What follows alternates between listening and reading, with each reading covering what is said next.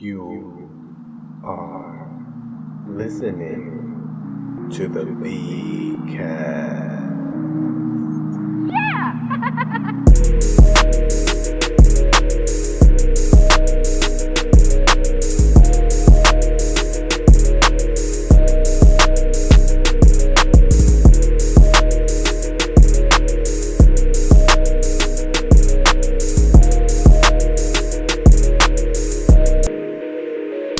Oh shit, here we go. We are back.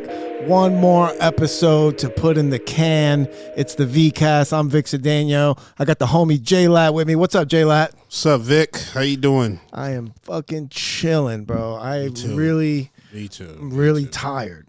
I've been so tired lately. You work? Yeah, work, full-time job. I'm up at 4:30 at the gym. I got my kid after 4:30? school. Damn, you do better than me. I get up at 5:30. Yeah, it's still early, bro. Yeah. I'm still putting in a I damn know. early-ass day like a farmer. I just do some calisthenics. Like, I don't even go all the way. Yeah, I've been trying to keep it light too because I got a torn rotator cuff, fucking my back and my neck. That's why I was at the doctor today. That's why I got that prescription in my pocket. Oh. I got a freaking torn rotator cuff and What are you doing? herniated discs. What the hell are you doing at the gym? No, I got into a car accident. Oh. I got into a badass car accident at the end of August 31st, on my day off. Oh. I took a day off of work. I forgot for what. Yeah, I should have been at work. Huh? I should have stayed my ass at work. You know what I did? Matter of fact, I took a day off of work to trade my car in. Ooh. And I went to the dealership. I met with them, and they were like, "Oh, you know, the deals right now, they're not that good. We can't give you," because I like to get a lease with no money down. Yeah. And just walk the fuck out of there with a new car. Yeah, so. And they were just like, we can't give you what we normally give you. Yeah. So I was like, all right. So I had time. I didn't have to turn my lease in. So I was like, I got walkout power. Yeah. I could bounce and Yeah. still negotiate. Yeah. Maybe go somewhere else. So I left. You left? I was like, let me go to my brother's barbershop, say what's up to him. Yeah. And as I'm getting off the exit, I'm in traffic, stopped, and all of a sudden I look in the rearview mirror and I see this van coming full speed. Smash, bro. My whole shit was fucked up. All the airbags deployed. I hit the car in front of me. I got pinned against the divider because he was coming, changing lanes.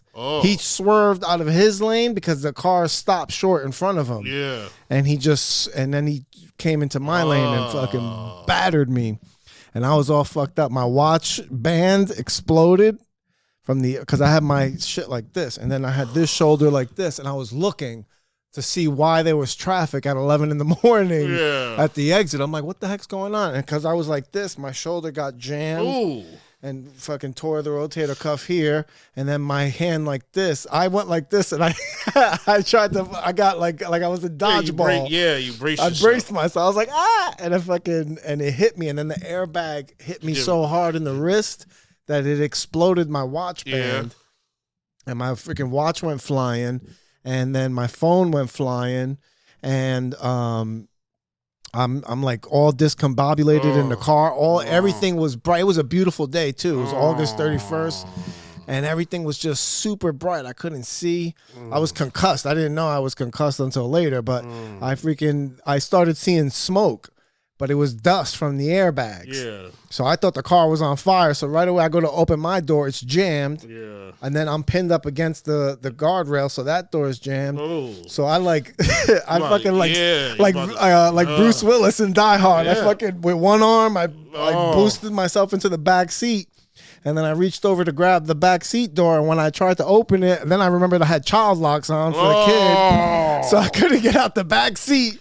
So then I was like, shit, I gotta get out of the car. This car's on fire. It was not on fire. It was just the dust from the airbag. Yeah, but you don't know. So I rolled the window down. I've been watching a lot of Chicago Fire FD at that point. So I rolled the window down to the passenger side, and I freaking jumped over the seat, and I threw myself out of the window onto the ground over the guardrail, and I landed on the grass. I tried to get up, and my whole hip and knee were like all fucked up, so I couldn't walk. I took like 3 steps, and the lady that I hit, she was like, don't move, you're hurt.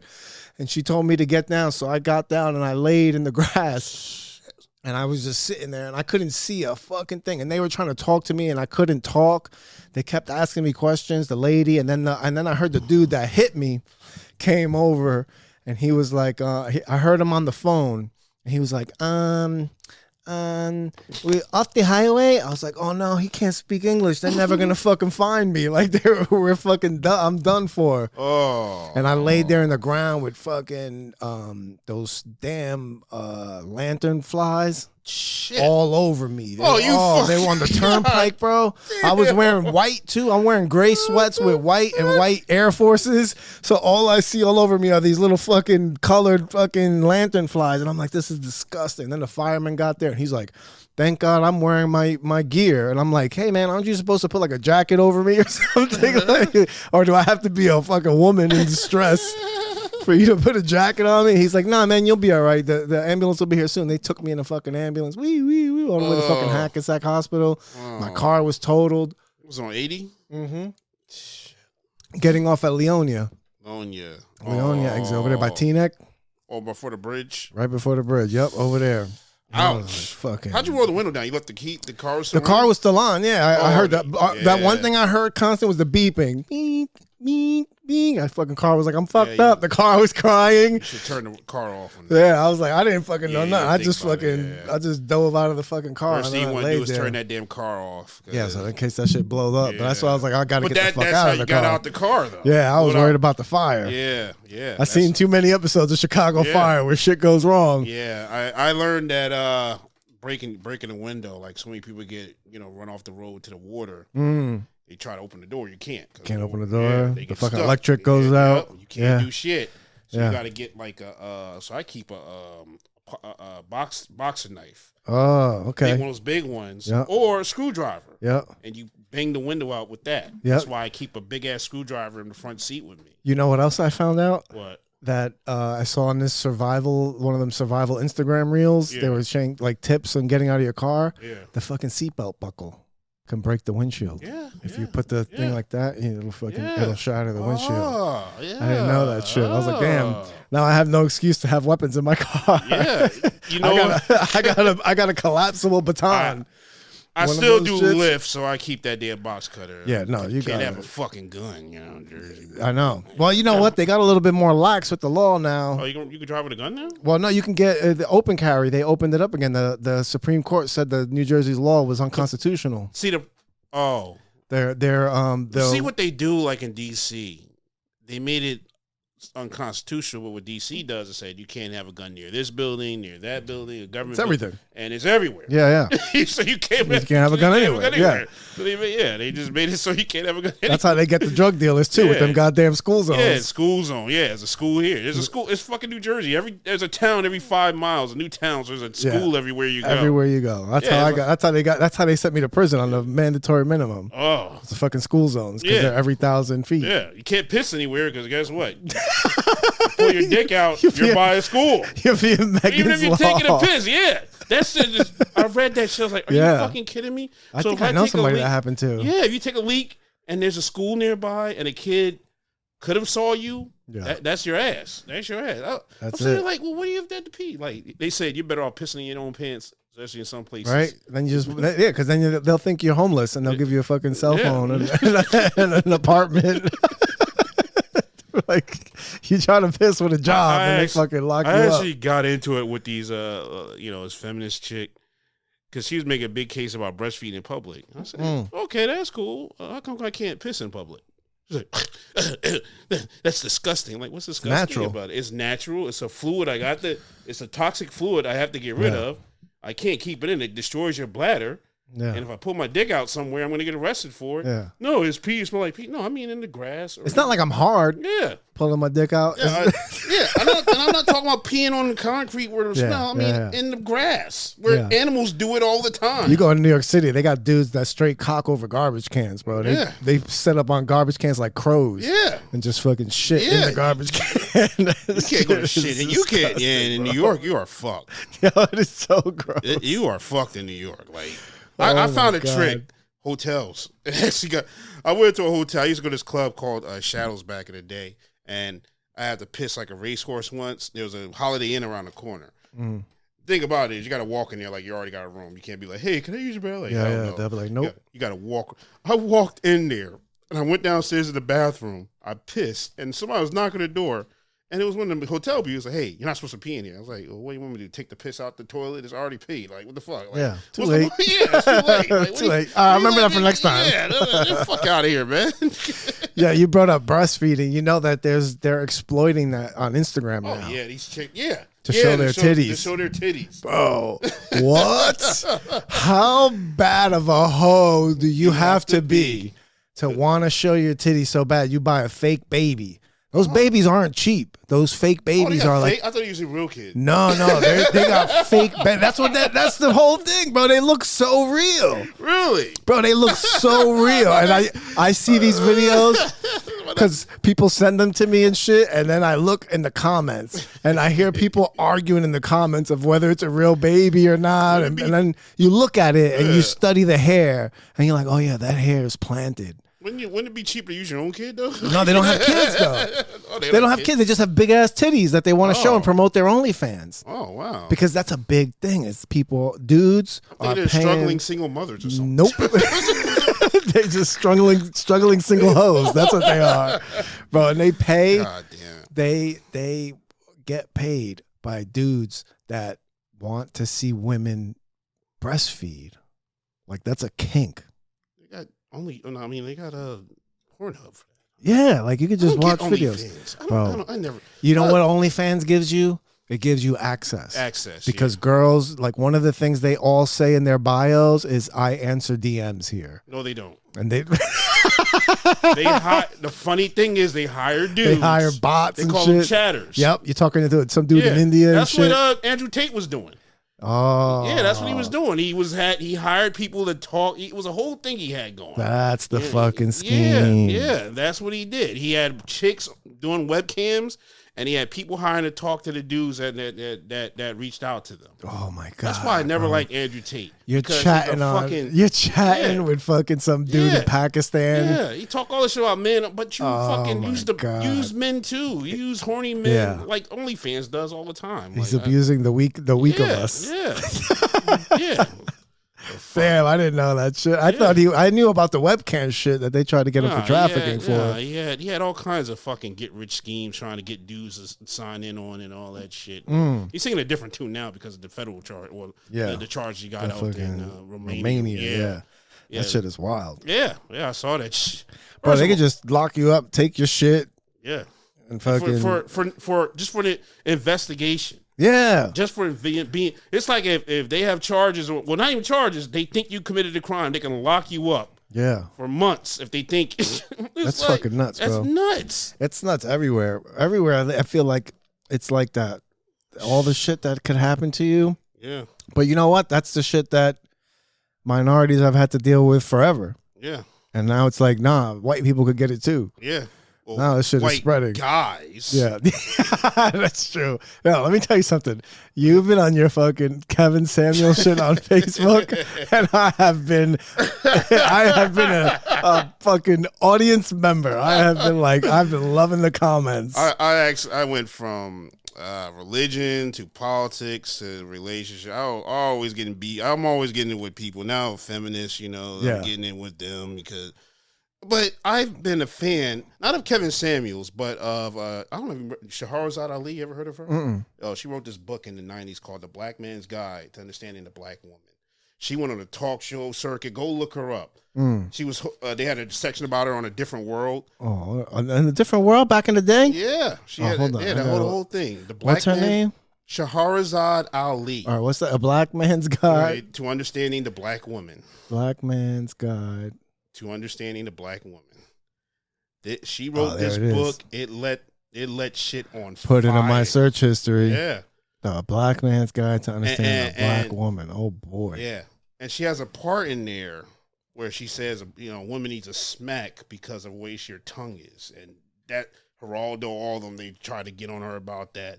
But basically what she was saying was, two guys are talking, like me and you. There's a level of respect because there's always violence in the air. We can't like, yo, man, suck my dick. When I say that, like, those are fighting words. Yeah. So if I say that, I know I crossed the line with you. Be ready to knuckle up. Women, they do it all the time, but we can't hit them. Yep. So they kind of, it's called violence by what's it called? Violence by proxy. I think it's called, where you use violence not through yourself, but through the police, through another man, or just saying stuff knowing that you're protected. Yeah. So you could I've seen it in school. Like a little kid, I saw a little ass kid bully the bigger kid. How does he bully the bigger kid? Because the bigger kid can't hit him, and he knows that. If he did hit him, he'd be in a lot of trouble, more than he would be to him. So he freaking talked shit about him. He talked about him, cursed, all this stuff. And the big kid's like, man, I can't stand him, man, but I can't do nothing. I was like, yeah, you can't do nothing because yeah. A lot of women do that shit. You gotta have to hire another little kid to fuck him up. A lot of women do that. That's what happened to Jonathan Majors. Yeah. Yeah, that's what happened to him. Yeah. His girlfriend, he got hit. Yeah. And he ran from her. He ran from her, bro, like a track star. Running from her. Yeah. If that was a woman, I gotta give it up to her. She ran pretty fast. Yeah, she was pretty fast. She had $1 million fucking black man running away from her. She had the prize. You had the star. You had the star of Marvel running away from you, bitch. Bro, you crazy? That fucks me up, man, because they were about to release a really dope storyline. Oh, and they had to can it. Yeah, bro. They had to can that shit. I said I was done with. I got rid of my Disney Plus. I got rid of that. I mean, it's wasting money. I wasn't watching that shit. I don't watch it anyway. Watch Echo and none of that shit. But I will watch Deadpool. I make an exception for Deadpool and the new X-Men series because I've always been an X-Men fan. The new 90s X-Men? Yeah. But they're making a big fuss about that because of their drawing. You ever see? They need to get rid of her ass. Yeah, Rogue. They got rid of Rogue's ass, bro. Bro, that was one of the best asses in comics history. Bro, Rogue was voluptuous. Yeah. She was like a cartoon character. You mind you rubbing one off too, like and Storm. They were all fine. They were all beautiful, bro. One thing about comic books was, and that's the problem with Marvel, they're forgetting their audience. Their audience was for young males. That's from the 40s on. That's who's been your audience. Maybe women here, a few ladies, outliers, outliers. Yeah. But it's like Barbie. Your audience was young girls. That's always been your audience. Yeah, don't cater to men. Yeah. You're catering to a female base that ain't watching. That's why nobody's going, like Madam Web, nobody's going to see these damn movies. I don't care how many women you put in front. You're right. It's not going to work. You have shitty writing. These characters nobody gave a shit about. Madam Web was an old lady who counseled Spider-Man. Yeah. How do you make a whole movie out of that? Yeah. Nobody gives a shit about Spider-Man characters that don't have Spider-Man in it. Yeah. Maybe Venom. Yep. Maybe Venom. Venom was a fucking good one. Because he was cool as hell. Yeah. Like the Joker. You can have a movie about the Joker because he's such a great character. Yeah. But nobody gonna see a movie about fucking Scarecrow of the bat. Like, damn, that's fucking true. I have not even considered like that fact that this is all men that predominantly watch this and read comics. When I was little and I'd be at the comic book store, there was never any girls there. Yeah. And there was girls there. Girls didn't There was nothing to do with you, bro. We suffered from reading comic books as a kid. You know, like like back in the 90s, like, it was like a thing. But it was a group of us that did it. There were so many people that did it. It was just like the internet now. We all together now, all these groups. But back then, it was hidden. It was like you had to be like. I got a joke. I'm talking about like pro wrestling is like the same as being closet gay. Yeah, you know what I mean. Comic book fans were like that. Comic book fans, same thing, bro. You can't. You got to be careful who you come out to about the shit you like. Yeah, back then, because you're gonna get ridiculed. Like that shit on Stranger Things. That was a thing. They go like boys would go hang out all night, Dungeon and Dragon. That was the shit. People did this back in the day. It wasn't a big thing. We suffered through all that. Yep. We were humiliated. We suffered. So when Iron Man, we came and put those butts in the seat with Marvel. Now they made so much money. Like ninth grade, I had secret friends that I would play fucking action figures with. I go to the house and still play action figures and shit. And you didn't tell nobody else about that shit. You might as well have been doing butt stuff. I know. You might as well. Because it was the same thing. You're not telling nobody. If you told people about it, they'd lose all respect for you. Your whole status would change. Yeah, go around and tell people, we did this. Let me go beat your ass right now. That's it. They were like, all right, listen, bro, just give me the lunch money. Yeah, give me your lunch money. Yeah, give me your money, man. Yeah, because bullying back then was real. You had to fight. But you know what? I feel like we've lost an important part of bullying. like important aspect. I feel like we eliminate shit without knowing the other parts of it, like the benefits. Like, yeah, there's, you know what, there's some shit that's really messed up that happens to kids. The bullying that follows them home on the internet and stuff like that. Like, that shit's horrible. I agree. You know, and it get to a level where it's like you're really harassing somebody at this point. Yeah. But then there's the bullying in school where it like corrected some behaviors. Yeah, we overcorrect. We tend to overdo it, overcorrect. We do that in a lot of stuff nowadays. Almost everything. Yeah, a lot of stuff. Because I feel like people like to be up on the soapbox. Yeah. People like to feel like they're on the white horse and shit. And, because I work as a teacher, you know, and I got to follow, all that. But you will get in trouble, like, just for not saying this person is a whatever. You got to identify, you got to do this, you got to do that.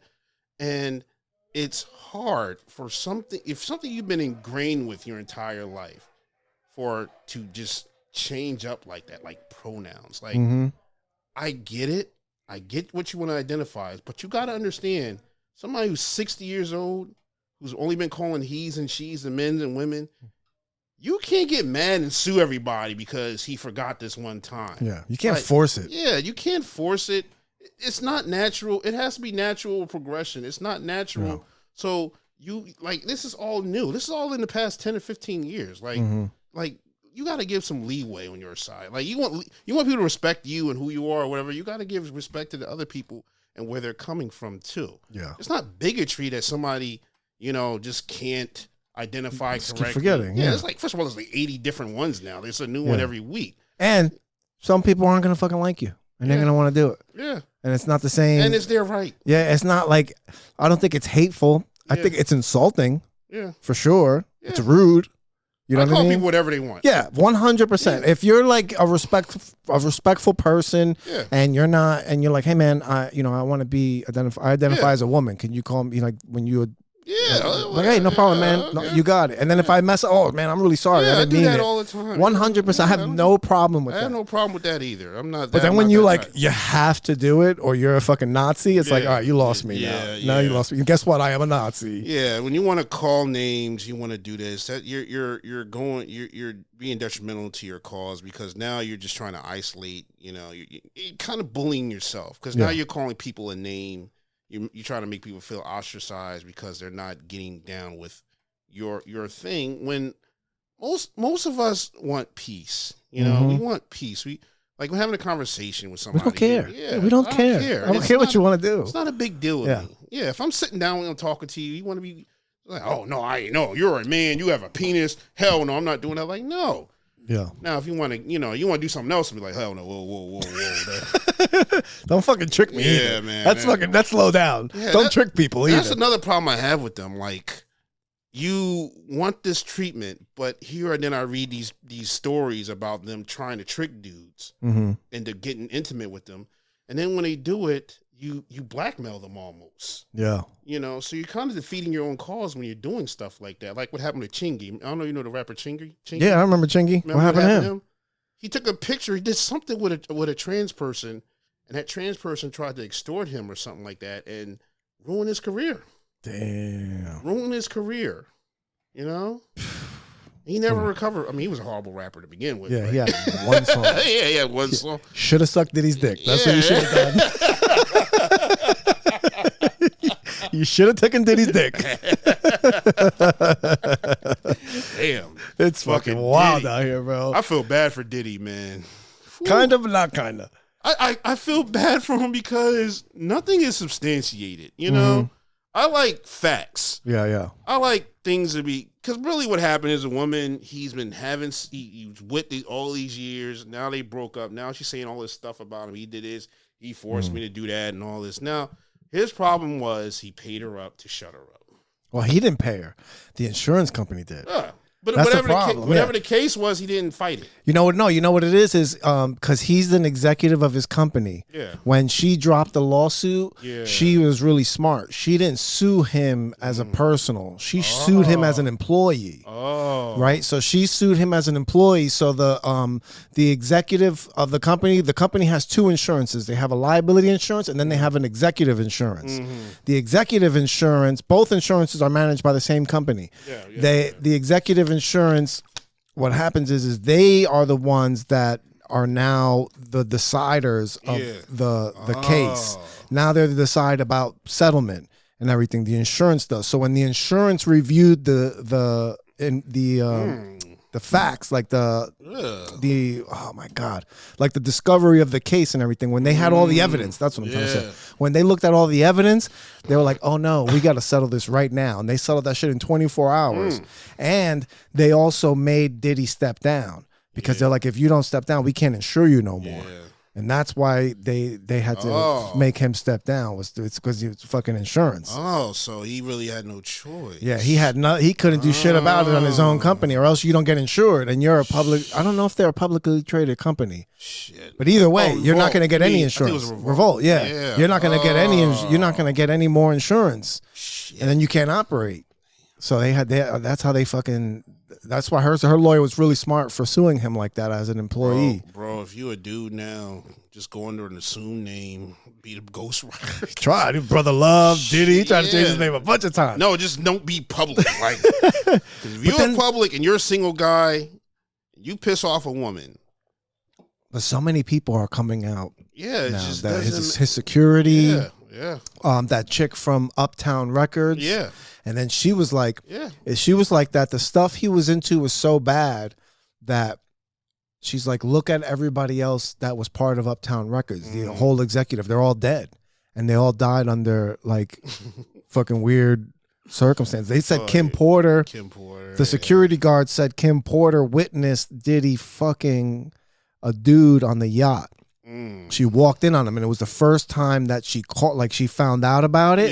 And the way she reacted, Diddy beat her up because she was disgusted, and Diddy beat her up, and then she was all fucked up, and then that's when they say she got hurt on the yacht. There was like a thing because they all saw her come back with like black eyes and shit. And she was fucked up on the yacht. But you know what? It is bad for Diddy then. It is but there is a lot of unsubstantiated shit. Yeah. Now in the new case, there's a new lawsuit against him by an assistant.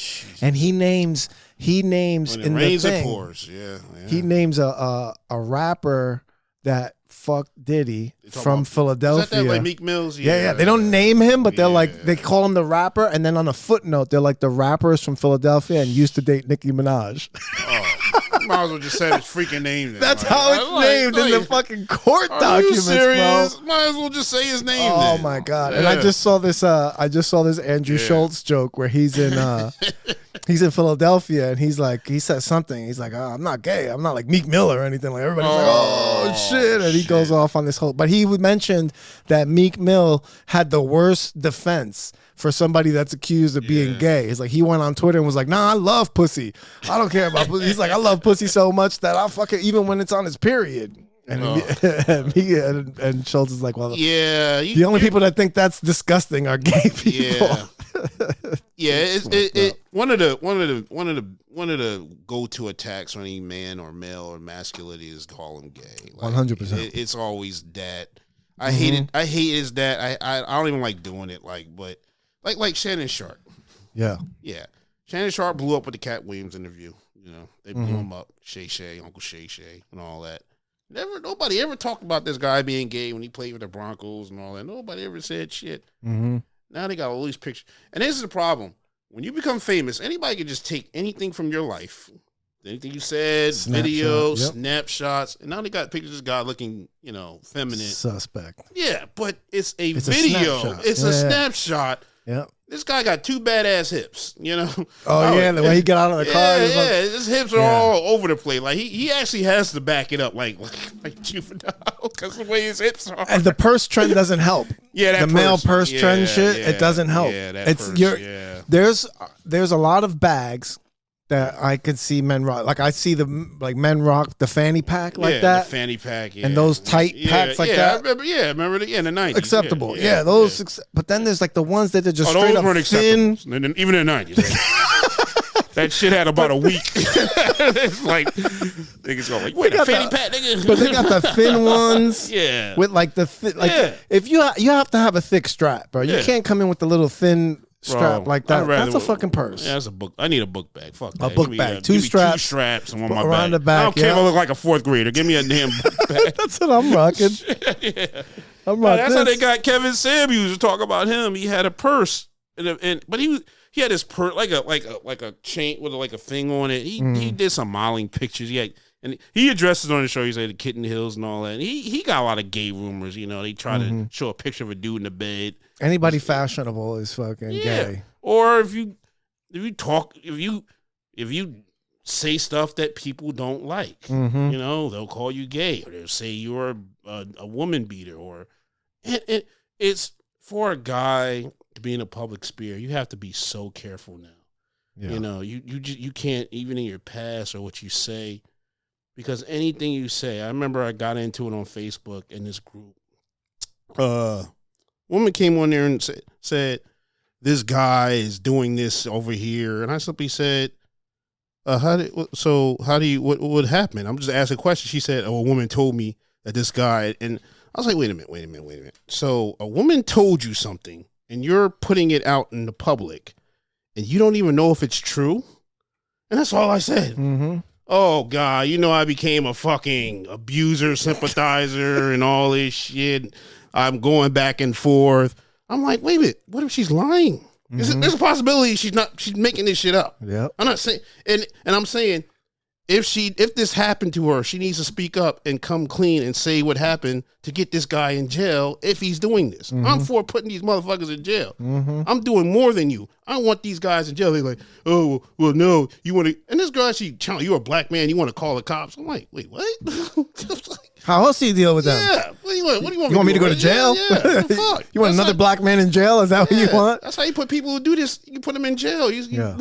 That's the problem. I'm sorry these things happen to women, but you have to speak up when these guys do it, because they'll do it again to somebody else if you don't do nothing. Yeah, that's for anybody. With a child or a woman, he beats, all that stuff. You have to speak up and you have to put them in handcuffs. Get them just a record of it. Yep. Just have a record of it, because what happens is you say something 20 years, 30 years, 40 years down the line. It's a he said, she said of a 30-year case, 20-year case, 10-year, whatever, 5 years. You can't even bring it up. You can't bring it up. Remember Biden, the girl the woman that said he digitally R'd her? Mm-hmm.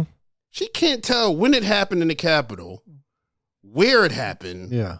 And it's like, no details, but it happened. But it happened. Like, how are we supposed to process the information and make it so that you're telling the truth? It is damn near impossible, man. We can't do nothing about that. Wasn't there just a famous case where some woman, they found out she was lying about, she tried to report somebody, some black woman, and everybody had jumped on the bandwagon? Which one? I don't.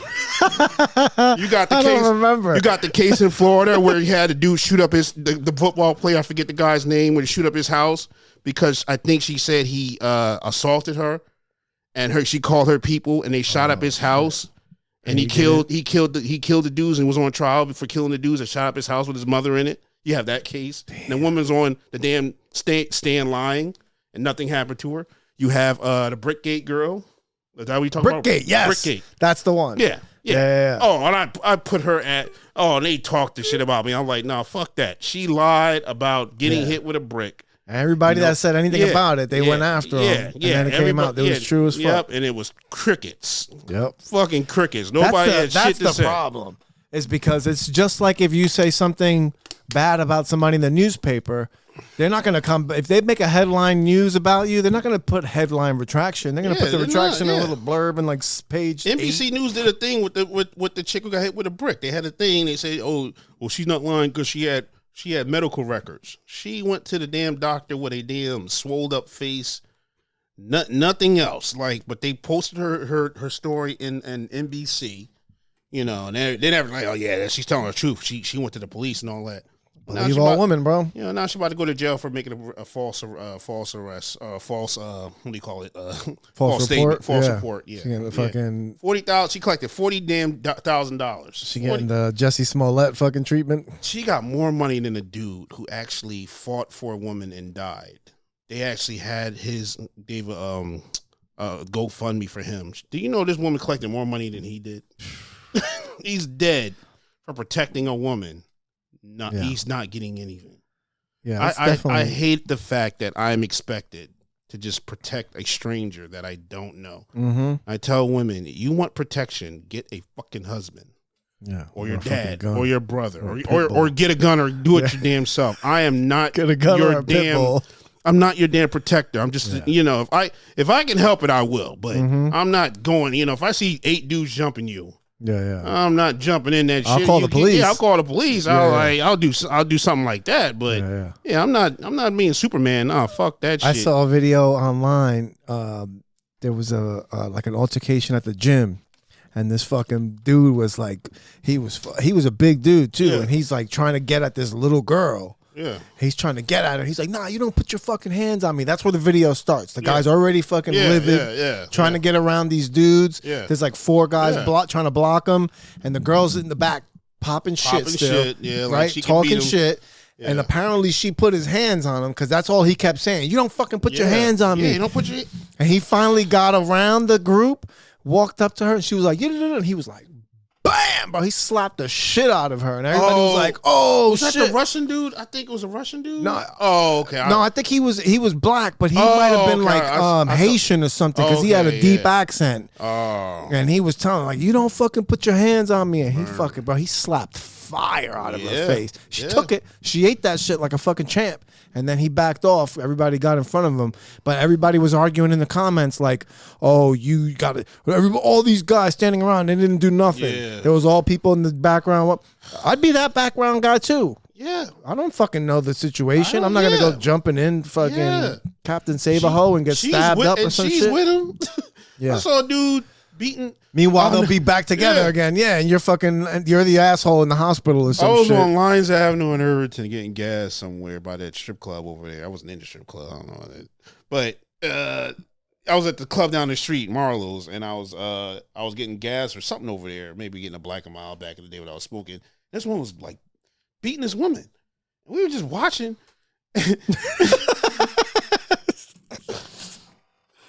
And the most we could do was, hey man, cops coming. Like, cops coming, to step into that, because you don't know if he has a gun. You don't know what's going on. You could lose your life, man. It's serious. And they'll be back together the next day. And they'll be back to and you're fucking I've heard of stories where a dude jumped on a dude beating a woman, and the woman jumped on a dude for beating her boyfriend. I've so many times I've seen those videos, especially when the cops come and and start handcuffing the guy. Then the woman all of a sudden changes sides. She does like a double fucking heel turn, like in wrestling. At that same club, I'll never forget. And this is what back my really simp back in the days, like I was 20 years ago. There was a woman I was talking to. I got her number, and this dude was messing with her. That was happy hour at that time. I was pissy drunk. I go out and I seen her mess. I stepped to the like, hey man, chill out. What are you doing? And I had my phone, and it was like one of the Motorola Razor phones. He knocked that shit and broke my damn Motorola Razor phone. My phone broken. You know what the chicks ever? You think the chick ever thanked me on that? Like, nope. Can't even call her now. Not even a thank you. She just give me an awkward look, and she was probably back with that dude. Nothing. I got a broken Motorola phone. Yeah, man, it don't pay. It don't pay to be a hero. It doesn't pay, man. It doesn't pay because you're not acknowledged. You're not appreciated, even if you do it. You don't know the whole story either. Yeah, you don't know the whole story. You could be trying to save the villain. Yeah, you could be trying to save. But that's another issue. You're not appreciated for it. It'd be different if we were appreciated for our protection and all that. I had an argument with a woman. I met her. It went down in flames. It wasn't going to work, but I'm like, a lot of us men, we do stuff that kill us for your survival and your protection, for you to live comfortably. Like I was like, for example, garbage men.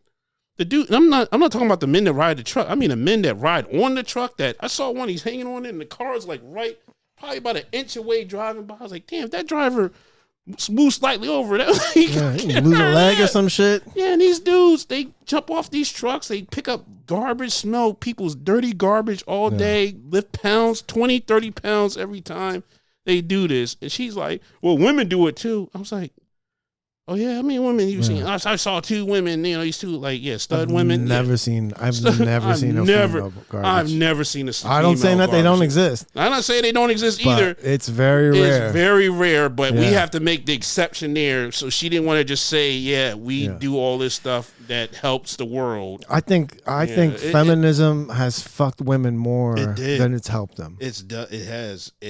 Because really nobody villainized the homemaker. Yeah. Because the destruction of the home isn't because of men.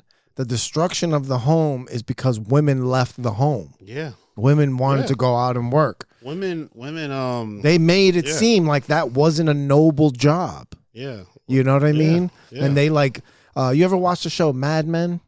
I've started to. I got off of it by mistake, but I got to go back to it. Mad Men, fucking great show. Yeah, and it's a big part of it is the rise of women in the workplace. Like that's an underlying story in the background. That girl Peggy, who's a real character, who's like my ex-wife is in advertising, and her boss knew the main character Draper that it was based on, the real guy. And there was a real woman too.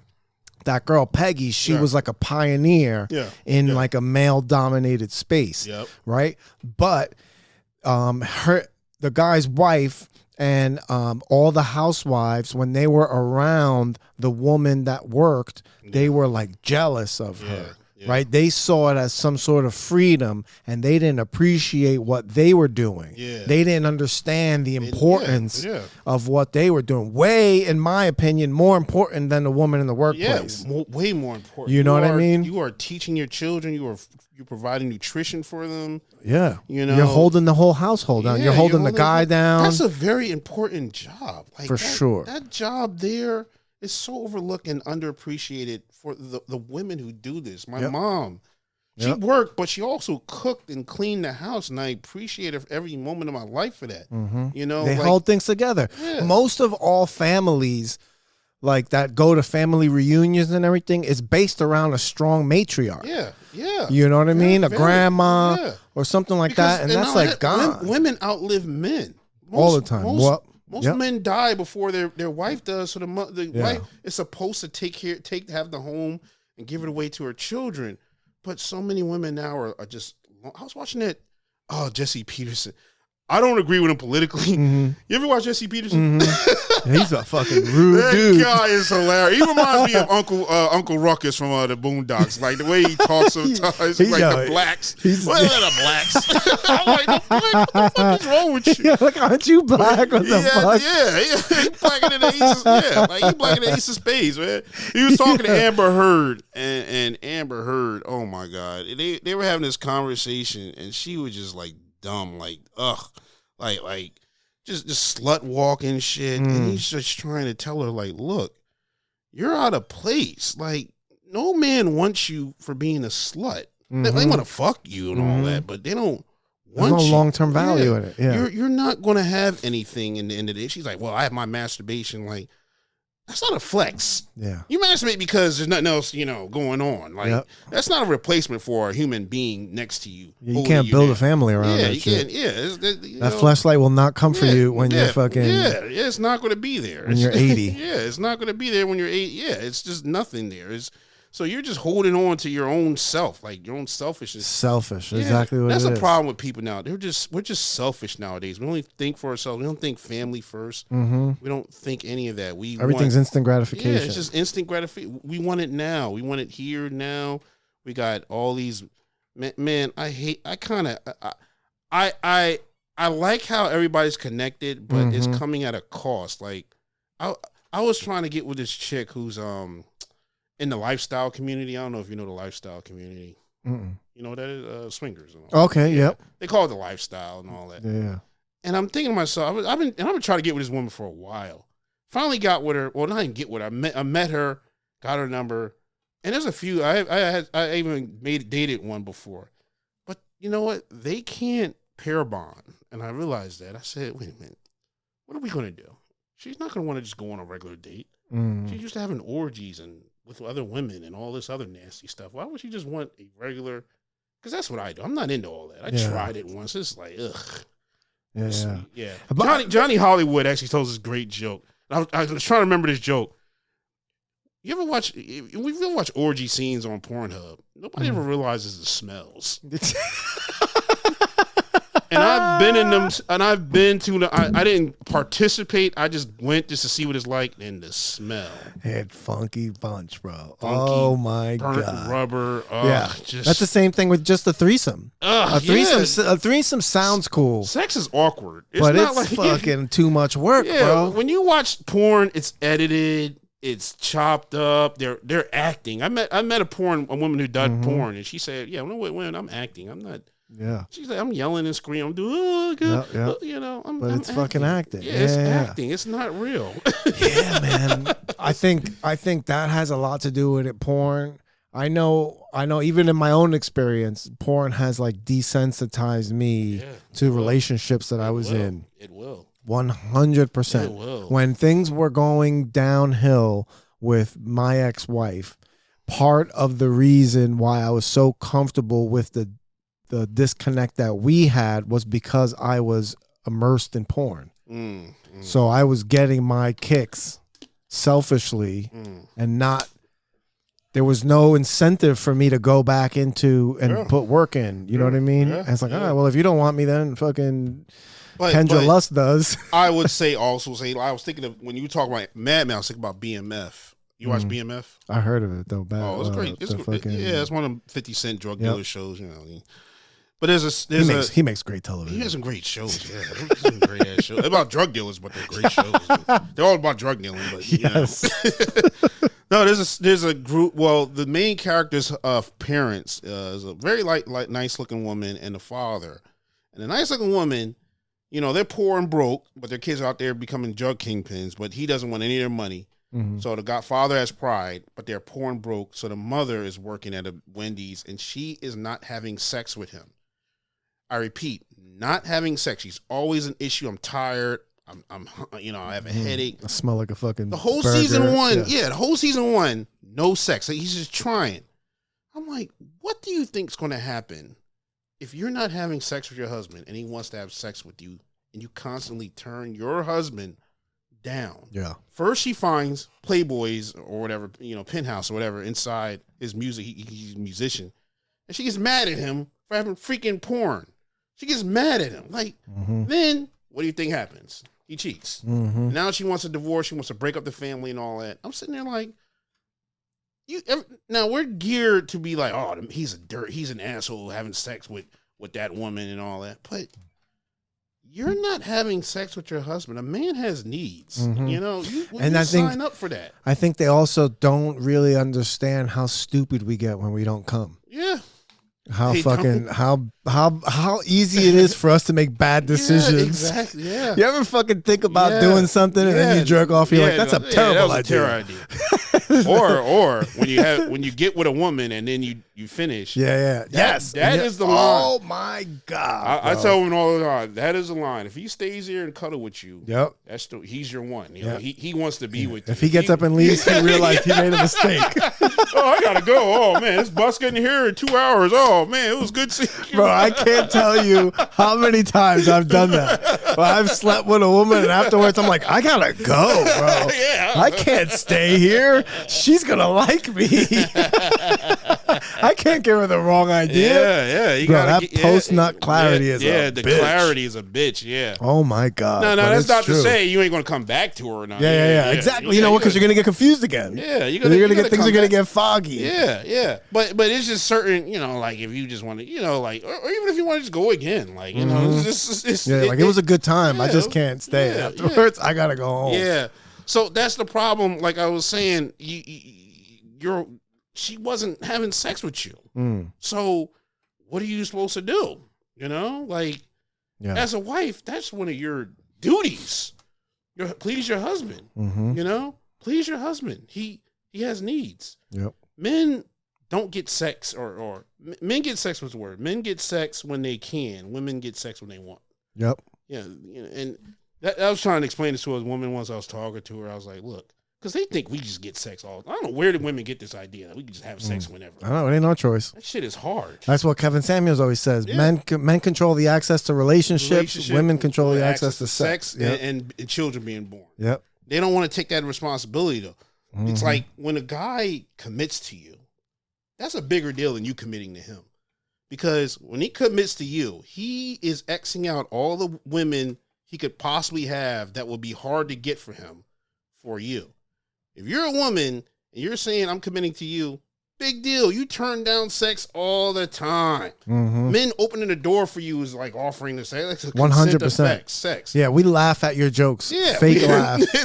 Whatever you say. We're consenting to have sex with you. That's how easy men consensual is. Yes. If they're liking your pictures on Instagram, they want to fuck you. Yeah. I was talking to a friend. We was going back and forth. It was a good conversation. We was talking. And she was trying to tell me she's celibate. I'm like, oh, you're celibate? Like, why? She's like, yeah, no man want me. Like, bullshit. She's attractive. Nice thick girl. And I said, what about me? I flirted with you. And she brushed that over. Totally brushed that over. I was like, yeah, that's bullshit. Men want you. You just have to either open your eyes or take the initiative. Take him out. Or lower your standards. Yeah, or lower your standards. Yeah. So many men fall under women's radar that they don't even see. Good men. Good men. Yep. Because they chase the shiny object. Because they chase the fucking IG life. Yeah, the IG life, the rich dude that's never going to look their way. Like, yeah, they want to chase, what is it? Keep up with the Joneses. Yeah. You know what I mean? If they feel like if they date some electrician or something like that people are going to look down at them like, no, who cares? Are you going to have a good life? You're going to have a partner? You know what I'm saying? Money electricians. Somebody that's there for you. Yeah, consistently too. They don't even know, like, they chase these like superior lifestyles like rappers and all that. Yeah.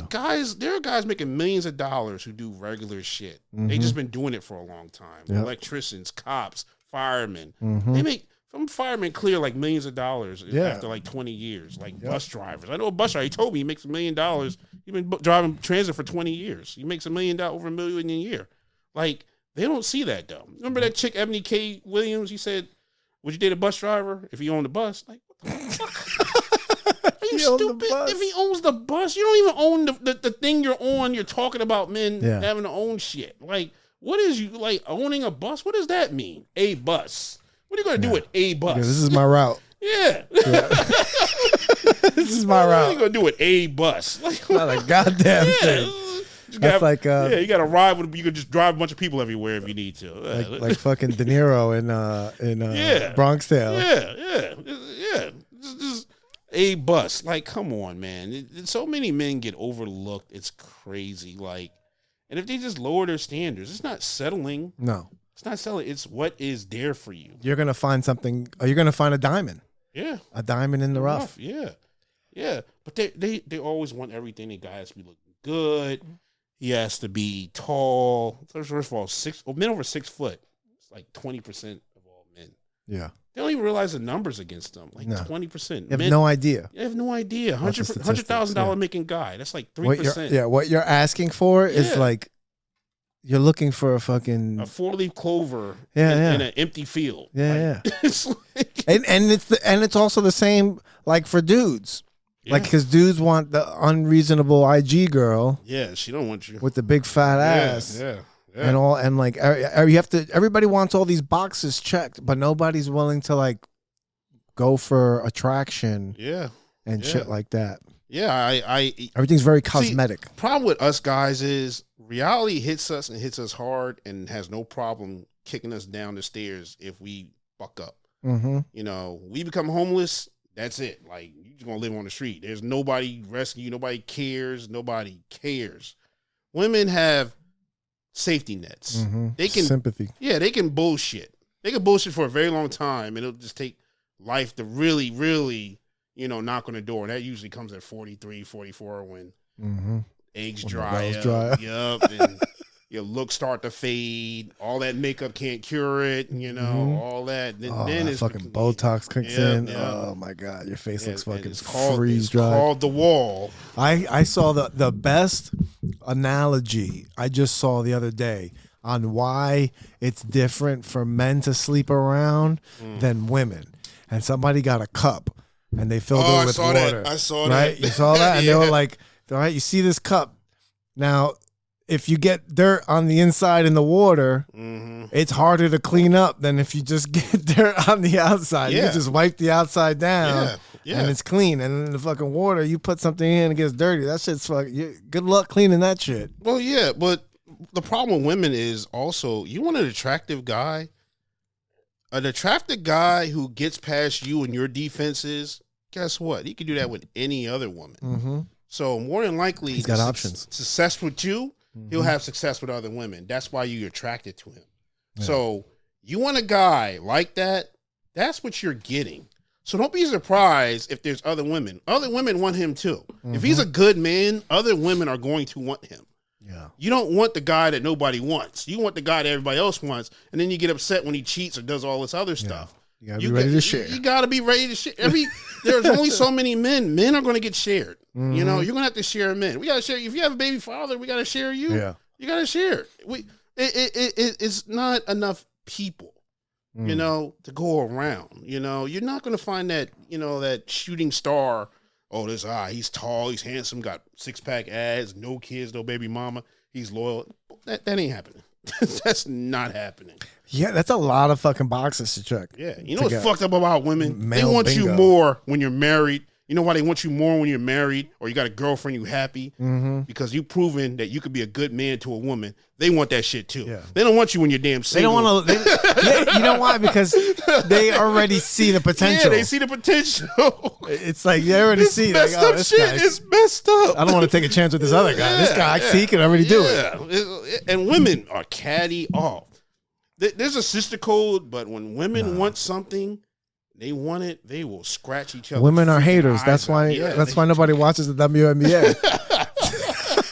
Like, I don't want to see these bitches fucking play ball. I feel bad. I feel bad about it because I like women playing basketball. I like women. You know, it keeps them fit. It keeps and they like doing it. Yeah, it is a good thing. I think little girls should be able to play ball, volleyball, and all that. But their attitude is just atrocious. Like, first of all, the NBA, the NBA subsidizes you. The guys are keeping you afloat for 20 years. Nowhere that happens, you know? No, thank you. In fact, they get ridiculed. They get laughed at when they say, can you lower the rim?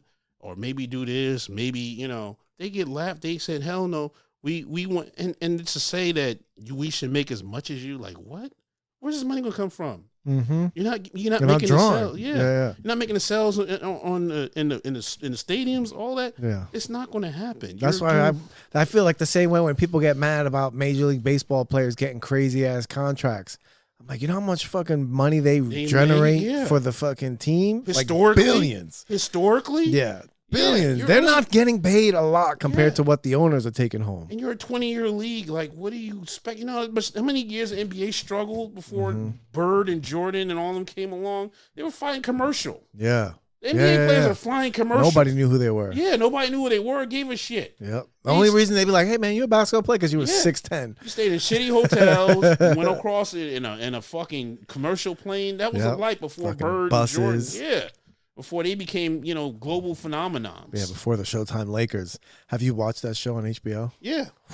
I've seen it. Great show. It's a great show. I wish there was another. The guy who played Irvin Johnson was great. Yeah, right. He was fucking great. He was so much. All the characters were so good. The guy that played Bird, Kareem. I'm like, how you get a tall dude to look like Kareem like that? That's a good actor. Yeah, that was a great man. That was a fucking great show. He's coming back, right? Nah, that was last season. That was the last season? Yeah, man. Damn, bro. Yeah. Oh, he caught AIDS, and they were like, that's it. Story's over. That could have been a whole season, man. Well, that would have been 3 seasons later. That was they didn't even do the All-Star game with Jordan and stuff. They didn't even bring Jordan into the league. Yeah, man. There was so many possibilities with I wonder why they canceled that show. That was a good one, bro. Yeah, this is just some, I don't know, man. You know, they were supposed to have Jonathan Majors play fucking Rodman.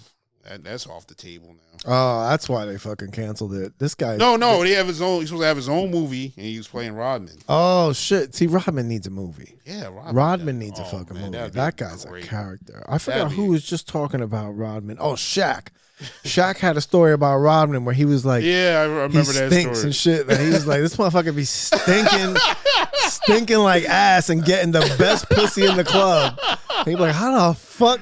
Oh, I thought she meant on the court. No, he was talking about like off the court. He'd be like they play, you know, and then afterwards they go out, and then you be at the club and shit, and this motherfucker smell like straight ass. Just played the game, and he's with the most beautiful women in the club, and he's like, "How the fuck does this guy fucking do it?" That is a fucking phenomenon. This guy. I read about pheromones. Like some dudes, you ever notice a dude who stink and still like especially dudes from other countries that stink attracts women. Cologne actually has male sweat and stink in it. Oh, not cologne. Cologne. Perfume? A cologne. Yeah. Cologne to attract women. It has the pheromones to attract women. Male body odor. You know, that's not that bad, but that's some science shit. Yeah, that's some scientific that's shit. Some science shit. They just pull out I thought you were talking about Jaylen Brown. What they were saying about Jaylen Brown, like he stinks on the court because gets people off of him on the court. Oh shit! You're like, I'm not gonna shower for a week. These motherfuckers are not. I forgot who said that me. about Jaylen Brown for the Boston Celtics. He said he does not. I believe it. He smells like must and oh man, some funky ass shit, bro. That's some funky animal shit. That would keep you off more defense. Like whoa. Not that it matters now. They don't even fucking play D now. Yeah, they don't. Forget it. I was watching the Knicks play last night. I was watching the Knicks play Cleveland. And I haven't watched basketball. I was really big into basketball in the 90s and 2000s I try to watch and it shit. every now and then. And I try to watch it, and I'm like, God damn, this sucks. Yeah. They just pass the ball around and just be chucking shots up. Yeah, they don't. Yeah, defense. We are so far from the Riley era, all those eras. Back then, a regular game would be 80 to 90. Like, that was a regular game back then. You know what I heard? I was listening to, I was listening to these ball players, like, just today. I was listening to these guys on a podcast, and it was like Kenyon Martin and a whole bunch of other players, and they were talking about how the league changed the game to bring Europeans in, to make it more global. Yeah, they made it less physical. Less physical, to bring in the European players and shit. Well, also, and that's their style of play, like Dan Antoni and shit, playing that fucking.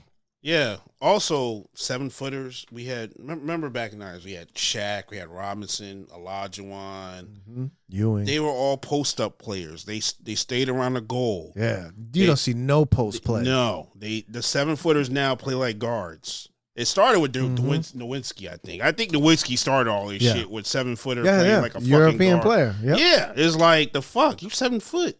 You hate 3-pointers like what the hell is this? Yeah. Like, because they watch. I have this. We were just talking about that girl that broke the record. That broke the Pistol Pete record. Oh, yeah, girl. Wait. Yeah, North Carolina. She broke. I mean, not college basketball. Oh, she Iowa. broke the all-time scoring record for men and female. Oh, Pistol Pete was the previous holder. Pistol Pete Maravich or whatever his name is. Yeah, he was the record holder, and she just broke his fucking record. Which is astonishing because his record was fucking like 50 years old. What it is, NCAA women's battle is way better. Like, they play because it's very fundamental. Yeah, it's very fundamental, and they play their hearts out. And she could drop shots from all over the court, it's like Steph Curry. Yeah, and it's like the players right that are great now. You have kids that are watching them and emulating them and how they play. So I feel like those 7-footers that came, Dirk Nowitzki and all these players were watching. They're playing like guards. They were playing like guards because that's who they were watching. They didn't want to play like Ewing and stuff like that. That was, They didn't play like that in Europe too. They didn't play fucking getting elbowed and smashed up in the fucking post. Plus, they make it so that you can't stay around a basket too long. They have all these violations now. If you stick around you hang around a basket. Try driving to the hole with fucking Charles Oakley and Anthony Mason in the paint back in the 90s. They made you feel. Yeah, they make you feel. They make you think twice. The Detroit Pistons back in the day. Man. With Rick Mahorn and Bill Laimbeer. Yep. Bill Laimbeer would be suspended every other game. Like fuck what Draymond Green get. Like Bill Laimbeer would not even make He'd make Draymond look like a puppy. Yeah. Like I respect Draymond. I just think he does it very sloppily. Like, dude, you're not even trying no more. Yeah, his comes from anger. Yeah, you clearly banged this dude in the face. Like, like come on, man. Yeah, and it's also a time in NBA, like John Morant. Like, I love watching that guy play. When he came back, oh my God, it was phenomenal for that 2 games, and he hurts himself like for the whole season. Like, what the. This guy can't get any luck. Poor guy. Yeah, he's either fucking carrying guns or getting fucking injured. Getting injured, like, dude. You know? He had a stretch where, for a little while, where you're like, man, stop. Yeah, just play ball. You're not a thug. Like, you don't have to be a thug, bro. You don't have to be a thug. Just play ball. Yeah. I hate, higher security. What are you doing? I hate when these guys do like Allen Iverson. Dude, go to practice. Your teams would have been so much better if you practiced. Not for you, for your team. That's what your team is for, to play around you, get to like you should have practiced. Like Kobe didn't have play that shit. Yeah. Who do you think was better? Kyrie Irving or Iverson? I think they're the same. Bro, they're similar, right? They're both great. Yeah. I just think Iverson was a better penetrator. Pause. It is what it is. Has me back on the pause shit. He got through the D. Yeah. He was just he was just so good at cutting in the lane. Yeah. And he didn't look strong, but he was strong. But you know who's severely underrated that I think is right up there with the both of them? Starberry. Oh. Stephon Marbury was. Bro, remember when he put that clinic on in the All-Star game against Kobe? Yeah. That was they never put a good team around him though. The Nets teams. But he was also a bad attitude guy. Yeah, he did. Yeah, he wasn't a leader. Yeah, you know what I mean. Like, a lot of them don't have the leadership qualities and all that takes it to the next level, like Jordan and Kobe did. Like I was listening to these stories about Kobe in practice and how people would talk shit to him in practice, and he'd be like, you know what, let's go 1-on-1. And everybody would stop the practice will come to a fucking dead halt. Yeah. And he fucking play you. He did it to Mitch Richmond. Yeah. He did it to all the players that came to the Lakers. Oh, Odom. Like all these players that came to the Lakers, and they were like trying to talk shit and probably no. This is my fucking team, bro. Come on, 1-on-1. Let's see right now. And he'll fucking bust them down. I remember Shaq said, "Hey man, you ain't getting the ball. Like you ain't making no shots. You can get a rebound. Yeah, that's about it." He said, "This is Shaq. Shaq was a beast. Like." Damn, Kobe. Bro. He said, ain't no I. Shaq said, Kobe said, ain't no I in team. There's a me in that motherfucker. Yeah, there's a me in that motherfucker. He fucking coined that phrase. Fucking beam, bro. Oh, I miss Kobe, man. Yeah, man. Just the attitude. Yeah, just the attitude. And I hated him when he played. Like, I never liked him. Because he was a dagger, bro. He would fucking crush your dreams like Jordan in the 90s. Yeah. I wasn't a Knicks fan. Yeah. My brother was a Knicks fan. So I watched the games. I was little and I just watched the games and I wanted the Knicks to win too. I'd root for the Knicks. And Jordan just was a dream breaker, bro. He would just shatter your hopes. You look so good in the first round. And then you go into that second round or the conference finals and you're like, God damn, I gotta face fucking Jordan, bro. That motherfucker is just a killer, bro. Yeah. And the more you provoked him, bro, he would just start fights in golf. Yeah. Just to go have that anger and come into the game and try to kill you. Yeah. There was no friendship shit. There was no we're gonna get together and play on the same team to win a ring and shit. No, man, I'm taking you out. You're not winning the ring. I'm winning the ring. It's just a different mentality. There's a story about Jordan who tracked somebody down because he owed him $5. Like, yeah. I think it was 50. What's that show on ESPN? Oh, 30 for 30. 30 for 30. Yeah, that Jordan documentary that they did, that shit was crazy. So I took it personal. That shit became a fucking meme. That became the meme for a whole year, bro. That sounds like Jordan personally. So I took it personal. Yeah, man. He was petty as hell, too. Just ask Isaiah Thomas. Oh, yeah. Jordan was fucking petty. Locked his ass out of the fucking, out of everything. Out of the dream team. Yeah, out of his own town. Yep. Oh, yeah. Isaiah Thomas hated Jordan. That's a love. I bet you what, if something happened, we're all going to die, but if Jordan dies before him, he'd be the first one to mention states on that funeral. It'd be the first one. Just like Kobe and Shaq.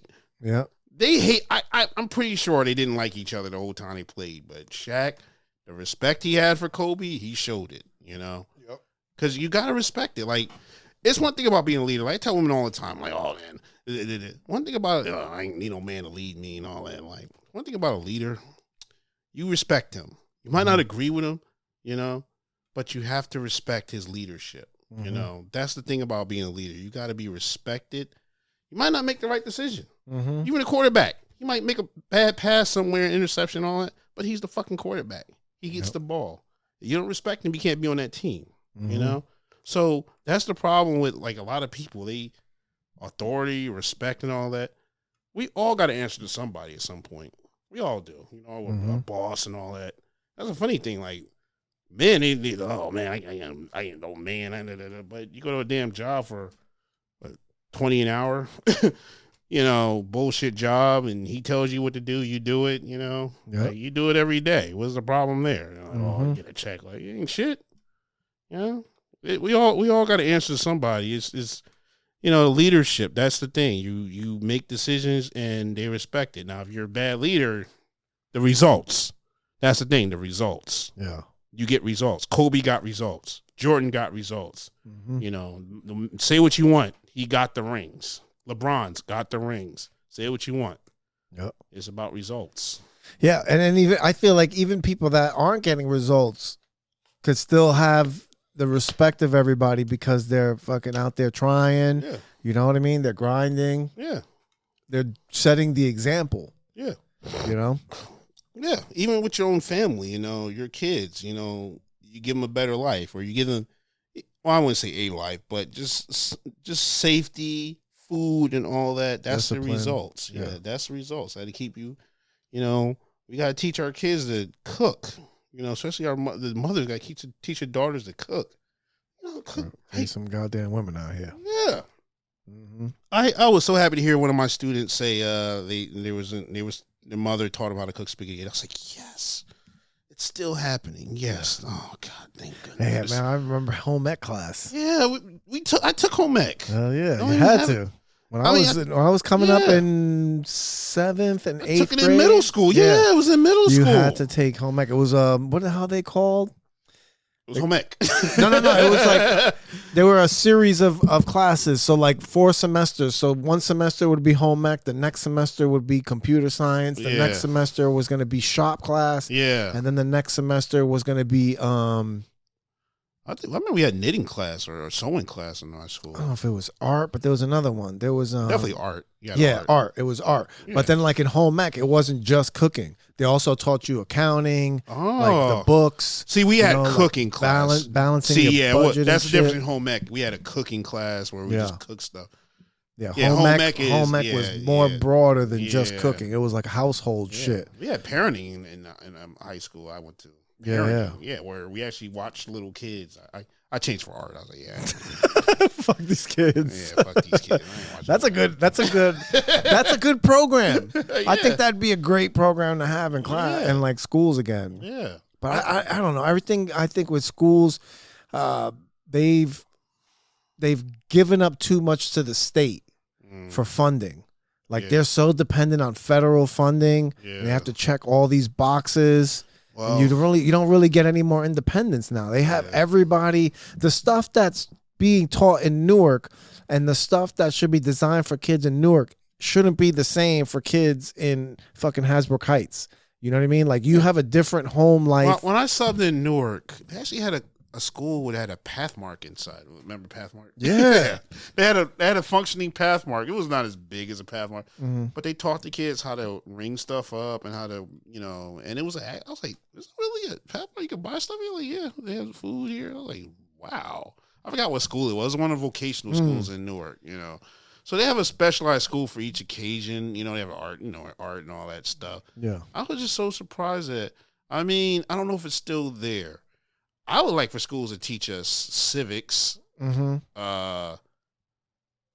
like you said. Not even accounting, how to deal with debt and exactly. Credit and all that shit. Taxes. Yeah. How to do your own taxes, like how to do your, like all that stuff. That should be taught. Finance, bro. Teach people about money. That should be mandatory. Like trig, geometry. If you want to be an astronaut, take those classes. But It's really useless if you're not. Yeah, it's really It really useless. is. Yeah, it is, man. They should teach more shit that's useful in your life. Also, I think vocational schools and those technical schools are severely underrated. Yeah. Because I have a lot of friends that I went to high school with that we used to make fun of because they would leave on the small bus for half a day and go to those vocational schools. All that shit came from, right? The space race. Ah. Yeah, we had when China, what was it? Not China, Russia do that damn space up in space. Sputnik. Yep. Yeah, they made it into space first. They said, "Oh hell no, we need get these kids, get these kids making math geniuses now." Yeah. Now we can't race for outer space. Now we have all these advanced math classes and all that shit in high school. Advanced math class and TikTok. Yeah. Have you watched? I just watched it yesterday. This weekend, Oppenheimer. Yeah, I saw it. Yeah. Right? Yeah. Like that was crazy. It was, yeah. The way that they were like just so wrong. Yeah. They were so wrong about what they were trying to, like, the competition that they had. Yeah. And what everybody else's capabilities were. Yeah, they were just wrong. Yeah, you're right, man. You know, like they were in a I'm sympathetic to the fact that they didn't have the information. I mean, it's very easy for us to look back in hindsight and be like, you fucking morons. Yeah. You know, you had no idea. Like, to them, it was life or death. It was like, if we don't fucking get it first, we're going to be under their thumb. Yeah. You know what I mean? And I feel like that was, but then like the pushing to drop the bomb and shit on Nagasaki and Hiroshima. Yeah. And they were like, nah, we just got to show everybody. Like, it doesn't matter if we have it first. We got to flex that shit. Yeah. And they were like, but can't we just do it like in the desert and show them? Like, yeah, come here and look at this bomb we got. Yeah, we gotta kill thousands of people. Yeah, like, tens of thousands of people. That's the only way that people are gonna know. Man. But I think we had that fucking Truman tough, dude. Man, war is tough, man. These people, bro. There's so many war hawks. Yeah, that just want to fucking flex. This is how this nation was built, man. Any strong nation is built on the blood of people. Mm-hmm. That's any strong. America is no exception. Nope. Native Americans, Africans, all that shit. We kill. That's what we do. We kill. Yep. We kill wherever we go. We kill. We have people with guns. We kill. We kill there. We kill there. I know. And then people were like, why are there so many shootings? I'm like, well, that's the fucking... That's our country. That's George Carlin said it best. We've had 200-year country. We had 20 major wars already. Only 200 we're young. We've been at war my entire whole life. Yeah, we had. We they killed just call each them other. conflicts. We had a civil war. We killed each other. We shoot everyone. Yeah, we didn't kill the Mexicans. We kill. Yeah. Everybody. We took the fucking Texas from the Mexicans. One thing is American apple pie is fucking murder. We will. That's so dumb. George Carlin, a great joke. The Civil War. We have something called a Civil War. Sorry. Yeah. I have a civil war. Civil does not mean war. That's an oxymoron. Right? Civil war. Excuse me, sir. Pardon me. Pow! Well, he killed that guy, but at least he was civil about it. Yeah. That was a joke. Yeah. At least he was fucking civil about it. Yeah. America. It's fucking slow. And then the thing that gets me fucking wild is that we have the nerve to try to be like moral superior to other people. Yeah, we don't. We got to stop Putin because he's like, well, what country has Putin invaded? Nobody. You know? Yeah, he's not the best person in the world, but neither are we. Yeah. We're all fucking pieces of shit. We put in dictators. Yeah. And they get mad when they dictate. Gaddafi, all of them. Hussein, we put them all there. Prop them up, especially like the shit in South America. Yeah. You ever read War's a Racket? No. That's a book by this general, Major Brigadier Smedley Butler. Right? This guy was at the time he wrote the book, he was the highest, he was the most decorated military man in history, right? He was Major Brigadier General. That was the highest ranking. He was the highest ranking, most decorated official military personnel in history. Yeah, in America. He wrote a book called War is a Racket and said all the wars they fought in South America were just for the corporations. Oh yeah. He was like, this is for all we were doing was the work of them. And then he also testified in Congress that Prescott Bush and these other families had approached him to overthrow the government. Iran-Contra kind of? No, this is way before that. This is in the 30s. Oh, you said Bush. Okay. Yeah, this is Bush's grandfather. Oh, gotcha. Yeah, this is Bush's grandfather, Prescott Bush. So Prescott Bush, the DuPont family, J.P. Morgan, right? These people had approached him, and what happened was after I think it was after World War I, there was all these people in Washington. All the GIs came back. They were promised money, the GI Bill. They were promised this money when they went to war, and then when they came back, there was no money. Right? They didn't get any money. So they all protested and they camped out in Washington. They're like, we're going to stay here until you give us our money. So what those guys, those rich families, they approached Smedley Butler and they're like, hey, listen, we want you to get those guys, organize them. You know, they needed somebody to be like a white knight. They needed somebody to lead the fucking army. Yeah. And they wanted to take over the government and install a fascist dictatorship with Smedley Butler as the front man, but them behind the scenes controlling everything. And he was like, all right, I'll think about it. And then he just went to Congress and told them, and he testified in front of Congress that these people were trying to organize this coup of the government.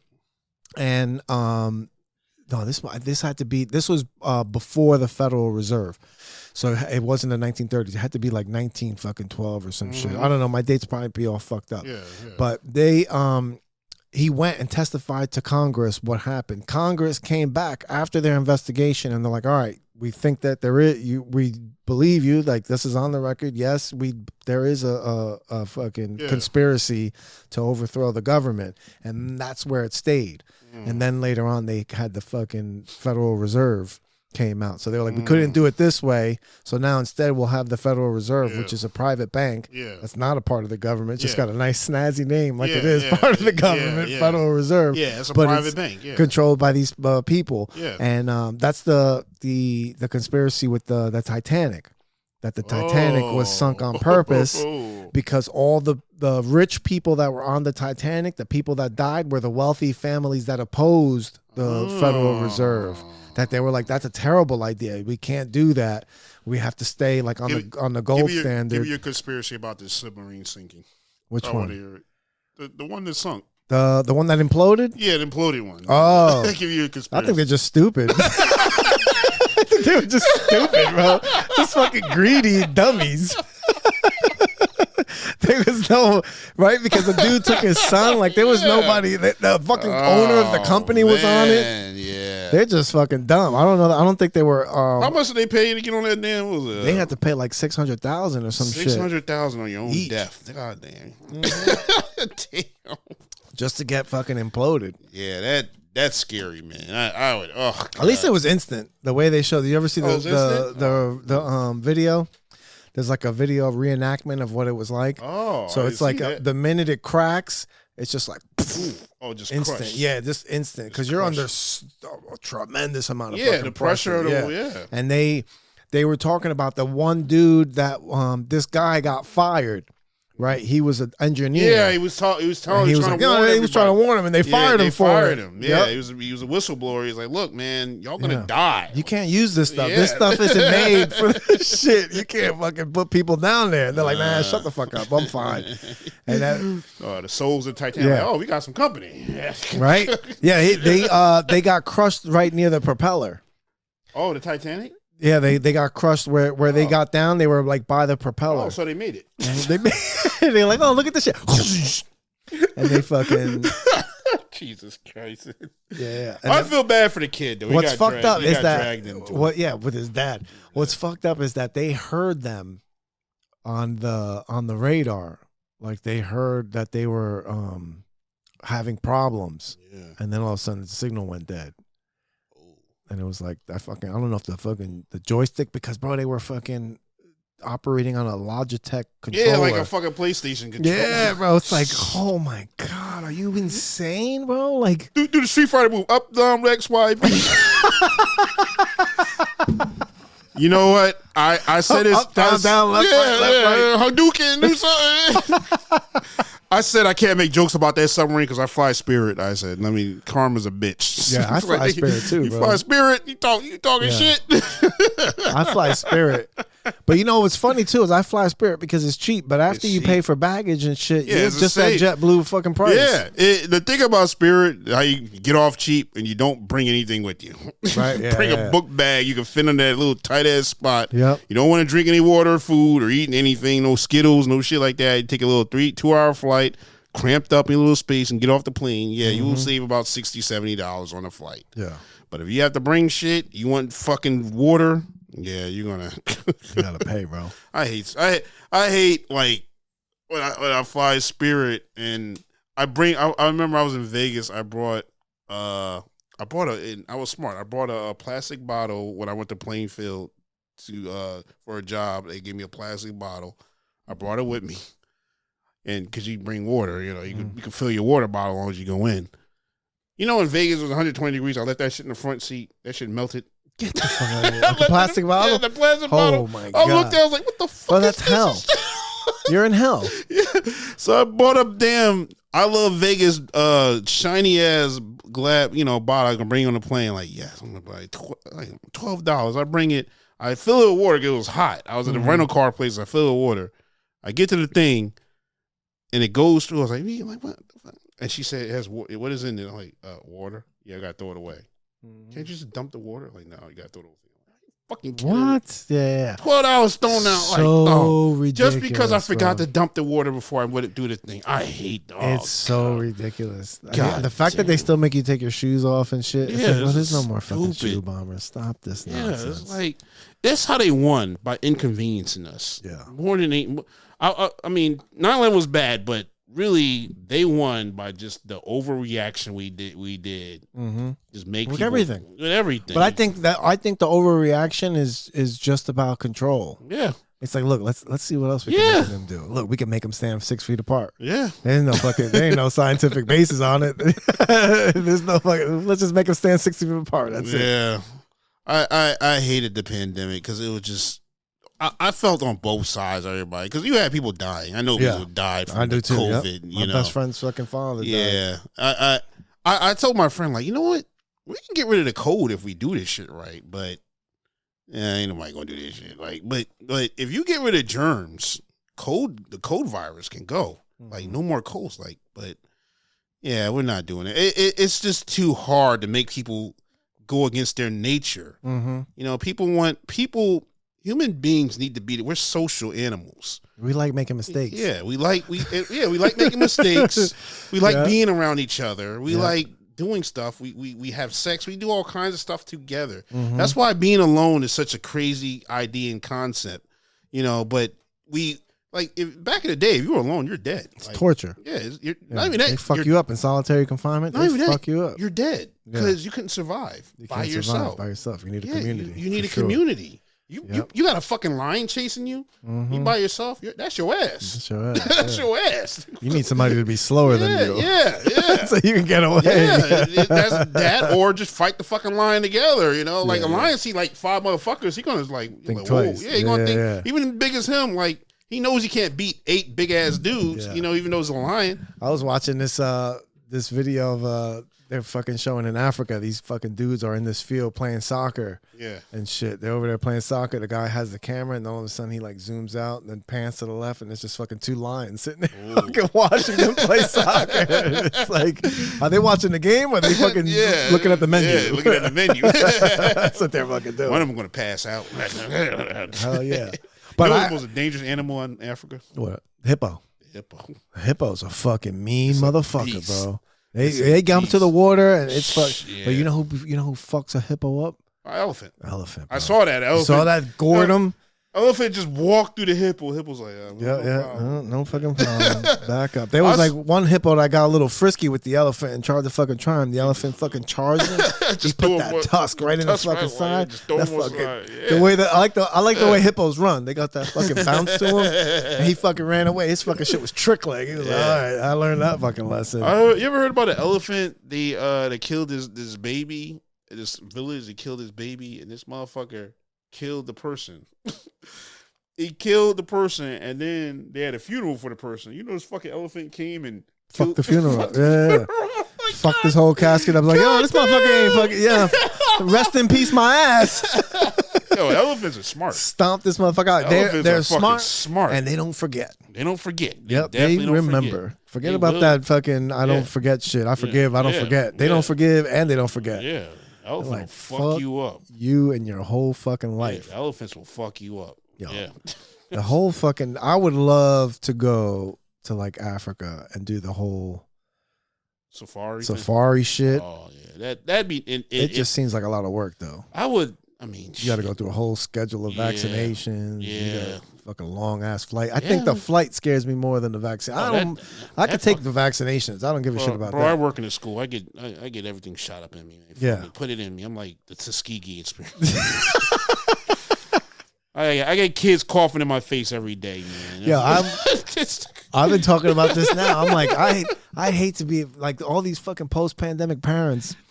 They're like, oh, you come around my baby, you got to wear a mask. You need to take a shower. You got to fucking palm your hands. I'm like, these fucking kids are fucked. Because guess what kids need? They need fucking germs. Yeah. They need to build up a defense. Bro, these kids, remember when we played in glue? Yep. Not even use glue and get on your hands. What are you doing, glue get on your hand? You wait for it to dry. Yeah. Peel it. That shit was fun. You peel it on my skin. Look, my skin. We used to do like this. A glove. Oh, my skin. Look at it. You know, these kids get glue. Like, can I wash my hands? Like, dude. Wait a minute. Let it dry. Just peel it off. No, you can't wash your hand every 5. Oh, my God. Where are these kids coming from? Yeah, they fucking. I used to play in dirt. Yeah. That shit was good for you, bro. There was a white girl lived across the street from me. We played in dirt all the time. We make mud pies. We make mud mountains. Just mud and dirt all day. That was our toys. Yo, I used to come home dusty like Pigpen. Yeah. Fucking Charlie Brown. That was me. I used to come home like a little dirt bag. Remember uncovering rocks? You ever do that? Like just see what's underneath? Hell yeah. Ecosystem down I tried to get my daughter into that shit and just like going around like, look, worm. That's a worm. Oh, what is that? It's like a whole fucking village underneath a rock and shit. That's shit. That's how my fear of insects. I never had a fear of insects or bugs. Cause you saw them. I was like, wow, look at that bug. Wow. People don't go outside. They don't see nature anymore, man. That's the thing. We don't do that anymore. Like, because fucking kids are a commodity now. Yeah, they're too fucking expensive. You fucking leave your kid out. There's also no YouTube or nothing. Like you couldn't see like a tarantula or nothing like that unless you go to a zoo or museum. But you leave a kid outside now to play, and they get swept up and put on fucking Wayfair and shit. There was these videos like how things were in the 80s, and I was there, but just remind you, like kids back in the 80s would just leave all day. Gone. I'd be gone all day. From when I was like, I used to walk to school by myself when I was 7, 8 years old, and I was like a good 8 blocks. Like it wasn't close, but I was in kindergarten. I walked. But you walked with a group. Yeah, like you wasn't just by yourself. You just walked with the flow of all the other kids walking to school. Well, my brother was 7 years older than me, so by the time I'm in kindergarten, he's in middle school. I used to walk from my home to Far Street School every day. But the thing was, my mom, every crossing guard, it was like 3 crossing guards, checkpoints. They were all a checkpoint. They made sure I walked that same way home every day. It was not even unnormal for a kid to be home by themselves that young. Like, I used to be home making grilled cheeses. 5 years old. As long as you had a phone number, they would give you a phone number. Make sure you call this number, something happened, or call a neighbor. That's what. Yeah. And you be home or with a brother or sister. And he's 9 or 10. Like y'all just be home. Like, yep. I had an older brother and sister. I was raised by I was a single mother raised me. Yeah. Right. So she worked from 6 and she didn't get home till 4. Yeah. So I got myself ready in the morning by myself. Yeah. And I got home by myself, made my own like snack, after school snack and all that stuff. Yeah. Like I did all my shit on my own. Yeah. My parents be asleep. I'd be 5 years old, just chilling. Like they weren't up. Like, yeah, man, it's different now, man. Kids are built different, you know. Yeah, but I don't blame the kids. I blame the parents. I blame society. Like society. Everything's made baby the children so much. Everything's too soft, bro. It's just so we too soft. Yeah, we don't let boys be boys and let girls be girls. You know, we played. We used to play baseball. Remember baseball? We used to kickball, whatever, football, box ball. Shit, remember getting like 80 of your friends, and we play football. Manhunt. We would tackle each other on the damn ground. Mm-hmm. I don't even know how I survived. I don't know how I survived the 80s, man. We had I lived in Hackensack, and I lived in a big ass apartment building. Yeah. And I would be in fucking people's houses, like my neighbors' fucking apartments and shit. Like I was a little ass kid. When I was a kid, I had a bicycle, and I would treat like the sidewalks and the driveways like a highway system. That was the fuck. Yeah, bro. Those were the roads. Go through people's driveway. Hell yeah. Man, you get shot doing that nowadays, man. Nope, I used to be everywhere on my bike. I used to be everywhere. Oh, man. My brother would have to come look for me at like 6:30. Yeah. Like, yo, you got to go home, bro. What the fuck are you doing? Just got to make sure you're home by them damn lights come on. That's all that was. Going to the store by myself to get my mom cigarettes with a note. Yeah. Oh, they talked about that. It was not unusual to go to a store and buy cigarettes. And yeah, you'd be a little ass kid. I go to the store with a note. And then with the money, and the guy's like, "Oh, here you go. Give me a pack of fucking cigarettes, matches, or wine, or liquor." I used to go home with that shit and be like, "Here you go," because you know what? Kids buy illegal. There'd be consequences if I could come home with that shit. They were real consequences. Yeah. I remember I moved to a white neighborhood, and I remember the first time I saw a kid disrespect his mom. He told her to shut the fuck up. And I was like, what? Yeah. Holy shit. And then I remember we went back upstairs, and I was like, bro, how do you talk to your mother like that? He's like, what do you mean? He was like, she don't whoop your ass. He's like, she whoops my ass, I'll call the cops on her. Yeah, I'll call that Dyfus. I was like, really? Yeah, Dyfus. I was like, and I was like, huh. So I went home. Oh, God. And I remember I said something. It wasn't as slick as what he said. Yeah, you tried it. And my mom she came out of the kitchen. She had the fucking metal spoon in her hand. And she was like, what'd you say? And I was like, Ma, and she was like, oh, fuck. My mom didn't beat us. She just talked like she would. Oh. Right? And she was like, I'll fuck you up. And I was like, if you hit me, I'll call the cops. Right? I said that shit. As I said it, I knew it was a fucking mistake, bro. And my mom's eyes went like this, and she was standing right next to the front door, and I'll never forget. She turned, she locked the top lock, and she was like, let's see how fast they get here. I was like, oh, shit, I am in trouble. I was like, I started apologizing. I'm sorry. Those fucking real consequences. The goal is to get them young so they don't get like that. That's the thing. Once a kid becomes a certain age, you can't beat them no more. No. I thought I was like 13. Like, Mom, come on. I say that shit all the time. I've been telling my daughter since she was 2 years old, I'm gonna kick her down the stairs. Like, if you don't listen to me, I'm gonna kick you down the stairs. I will fuck you up. Like, I'll never, ever, not once have I ever put my hands on my daughter, nor will I. But she don't need to know that. Yeah. You know what I mean? She don't need to know that. She lives under the threat of violence. The problem is, of course, you have some parents that just take things too far. You know, and they become the example. Well, this is what happens when they call you on your threats, and you're not prepared to back it up. Yeah. At age 14. Yep, yeah. You got a 14-year-old, you got to beat his ass. Like, he's a 14-year-old, like, you got to go toe-to-toe with that dude. Yeah. And as soon as you beat him up, now you in trouble because you beat up a 14. That's why I'm glad I don't have a boy. Yeah. Shit, I don't have to worry about turning the throne. My daughter's just always constantly worried about being, like, disappointing me. Yeah. That's good, but we got to wrap this up. We fucking going for a minute. Where can people reach you at? You got anything coming up? Any shows? Anything you want to plug? Man, I ain't got shit coming up. I've been, you know what's funny? I've been doing comedy. I could trace it to April. 10 years now. 10 fucking years doing comedy. I remember the first time I started out at Otto's Shrunken Head. I could trace it back to Hannibal Buress, his stand-up special. I could trace the exact date I started doing comedy. April will be 10 years. I'm slowly thinking about doing this, going back to doing this full time, just, going out to New York and hustling, getting promoters. I got some good sets. I'm doing great in front of urban crowds, black people crowds. And I love the crowds, man. And I'm thinking about just doing this full time. I'm not 100% though, but my Instagram is at JLatTheComedian.com, AJLATTHECOMEDION. That's Instagram, TikTok. So come and check me out on TikTok too, because I'm posting a lot of my videos. I got 2014. I got mad videos. I'm just looking at it. I'm posting, like, I'm getting familiar with TikTok, so I'm posting tidbits. I said, God, I got some great shit. I got like 3 hours of material. Like, shit, what the fuck am I doing? Yeah, I know. That's the problem I'm having, is cutting shit up and putting it up.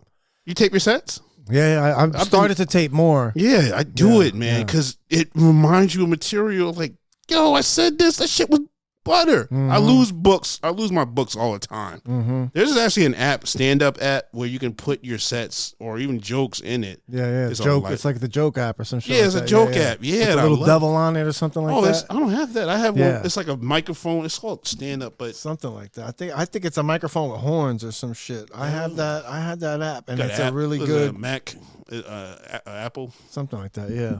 No, is it for Apple? Is it? It's an Apple app. Yeah. Oh yeah. No, I forgot what it's called. I got so much material, man, over 10 years of comedy going way back, you know. And even just watching when you first start out, like, yo, those are good jokes. You just need to do a little touch up on them. Just touch up some good material, man. It's so I would implore comedians, man, tape your set and just watch what you do. Like, watch how you go about. Because I do these things. Get rid of those mannerisms. Yeah, mannerisms and all that, and what you do. I do a lot of things where I tuck, where I keep doing this. My hands. Like, why do I keep doing it? I had my hand in my pocket. I was doing this thing for a long time. I had my hand in my pocket, jiggling my fucking hand. Like, this real nervous thing. I'm like, why am I doing it? Now the new thing I'm doing that I hate is I'm talking to the mic like this. Like, it's what to do with your hands. That's one I learned that in acting, like what to do with your hands. That's exactly. When you're acting too, what do you do with your fucking hands? Like normal. When you're talking normal, I talk a lot with my hands. Yeah. So I gotta free my fucking hands up. I want to start doing like Matt Rife and just fucking come with the fucking earpiece. I'm gonna try to like hold the mic with the hand I usually don't, and see what I do with the other hand. I'm gonna try. You gotta experiment. Yeah, you gotta experiment. Some comedians leave it the mic, and it's all kind of different ways. I just like, and I also need to like plant myself. I think that's why when there's a stand, I hold the stand, because if I don't hold the stand, I do this thing where I keep walking back and forth. And I noticed that if like there's a small stage, I do that. Now, when I see myself on a bigger stage, I'm walking around. And I think that's my way of controlling like my energy. So I need a bigger stage. But when I have a small stage, I got to stop that going back and forth I'm doing. I'm seeing I'm doing that. And I'm conscious of it. I don't think anybody else, they're listening to jokes, but I am. I'm like, I don't like that. I need to change that. So watching yourself can help, you know, and it makes you conscious of what you're doing on stage. So, I'm the guy who always brings a fucking tripod. Well, you're not the only one, man. A lot of fucking people are doing it. Yeah. There's some comedians I see all the time do it, you know, and I'm being that guy. I'm taping every step. That way, if there's only 2 people there, I got something. I got something to work with, you know. And even if there's 2 people there, forget Doug Karpf. He told me this. I did a show with him, and it was like 3 people in the audience, and I did good. He said, "You know what, man? You can make 3 people laugh. That's very good, because that's harder than making a room full of like 100 people to laugh, because chances are somebody's going to laugh at some dumb shit you're going to say. Your chances are just for better. But you only got 3 people there. That's it.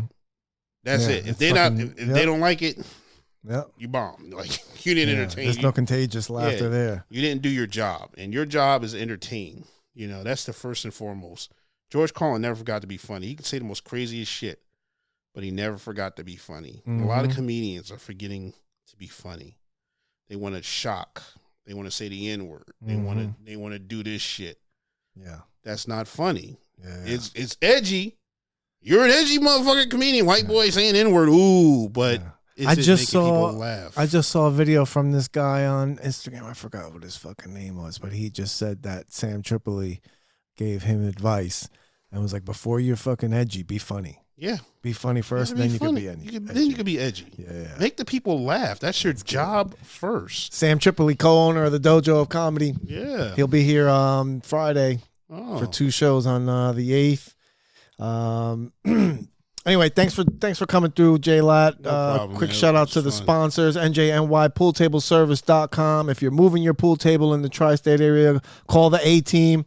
Pool table service, pool table moving, table repair, dismantle. If you bought a brand new table on Craigslist or Facebook Marketplace, don't try to set that shit up yourself. If you're selling your table or if you got to fix your room, don't try taking that shit apart yourself, because you're going to break it. It's a craft. Call the professionals, the A-Team. It's NJNY PoolTableService.com. And also Combat Fitness Club in Ridgefield Park, New Jersey. I don't have the address. It's 152, I believe, 152 Main Street. It's on Main Street in Ridgefield Park. Combat Fitness Club, run by professional boxer Dane Guerrero. Boxing, fitness, personal training facility. They do off-site personal training available. DM for monthly packages. The summer's coming up. You don't want to be caught down the shore without no hand skills. You're going to get slapped up for parking spots. You need to be throwing hands. Stop being a punk out there and shit, because then that's how people be turning to guns, because you don't got no hand skills. All over parking spot. Learn how to throw hands if you don't get disrespected. All right, you out there with your lady and you got to defend her and shit. Throw hands. All right, don't be a punk and carry a club like I do. Learn how to throw hands and you'll be all right. All Find right, a bodyguard on Craigslist. Hell yeah, that's it. Dojo of Comedy, tipscomedy.com for tickets. We got Sam Tripoli coming up.